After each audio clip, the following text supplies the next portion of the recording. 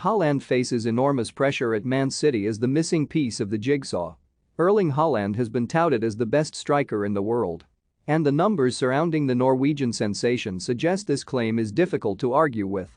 Haaland has broken more records than a drunken rock star in a hotel room to establish himself as the most wanted man in world football this summer.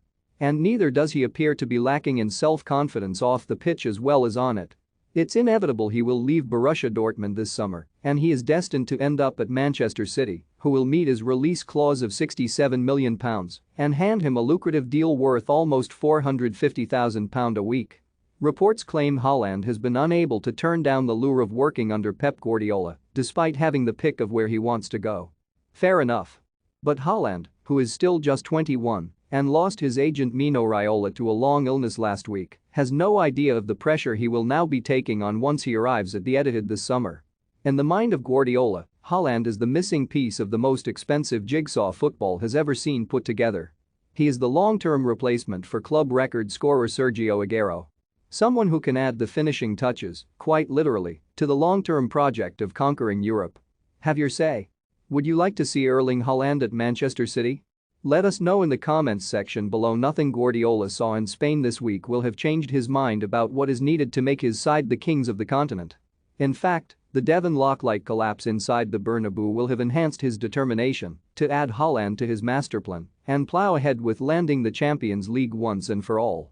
If 2 games proved once and for all that Guardiola needs a paper no. 9 like Haaland or England captain Harry Kane instead of makeshift imposters in that role such as Phil Foden, Raheem Sterling and Kevin De Bruyne, it was the seismic semi-finals with Real Madrid. City led by 2 clear goals on 4 different occasions during both legs but wasted a host of chances to kill off Carlo Ancelotti's side. Had Karim Benzema been in blue instead of white, City would be looking forward to a final against Liverpool now, instead of jetting back from the Spanish capital licking wounds more deep and painful than at any other time since Guardiola took charge in 2016.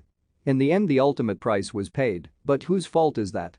At least Haaland appears to share the same vision as Guardiola. In a recent interview, Haaland said, "My dream is to win the Champions League like Manchester City." When reminded City had not actually landed the prize, that still eludes them, he added, "No, they dream as well."